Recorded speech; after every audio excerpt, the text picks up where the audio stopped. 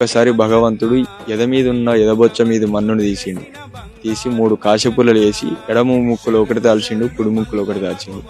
6 సార్సి దుమ్ముతుంటే 60 పుట్ల అగ్గివేరు పుడుతున్నది.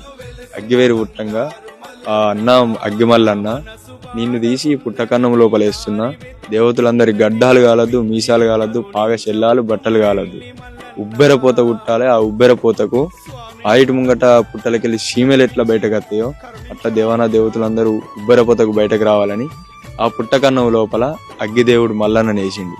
అప్పుడు ఆ ఉడకపోత భరించలేక శివుడు, బ్రహ్మ, విష్ణు, దేవతలందరూ పుట్టకన్నంలోకి వెళ్ళి బయటకు వస్తారు.